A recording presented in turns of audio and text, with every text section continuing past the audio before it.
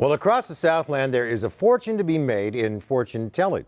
But do many of these psychics see the future or just see your bank account? CBS 2's Stacey Butler goes inside a centuries-old scheme. People go broke because they're paying out for, hope. From Orange County to the San Fernando Valley. They're perfectly legal. They have permits. They have licenses. Fortune tellers. They're organized. Are setting up shop across the Southland.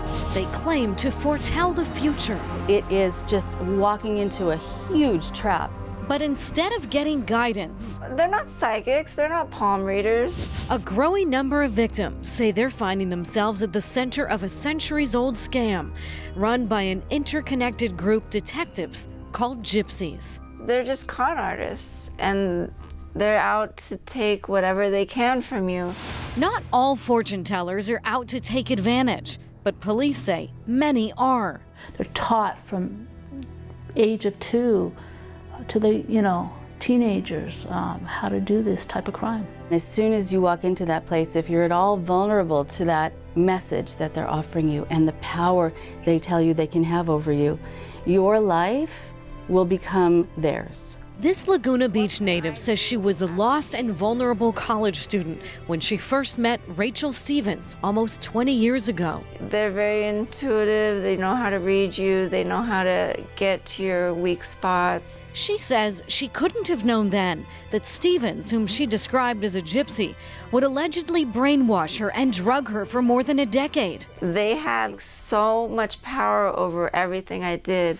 Over the course of 14 years, she claims she barely remembers the gypsies convincing her to get her father to hand over thousands of dollars a month. She says they told her she needed their protection because her mother wanted her dead. She said that she was working with the Catholic Church, that none of the money was going to her or to her family. In the last several years, family therapist Rachel Bernstein, who works out of Encino, has treated more victims of psychic scams. She says they use cult-like manipulation to get exactly what they want. To fully control people's lives and their minds. She blames the rise in psychic crime on the economy. They are after one thing: cash. And they're getting it. Court documents out of Riverside show it's happening there as well. One man says he was asked to buy his psychic reader a Hummer and a watch. Detective Lindsay says in many cases, the women who pose as psychics will tell their customer if they buy them a Rolex or give thousands in cash, the customer's wishes will be granted.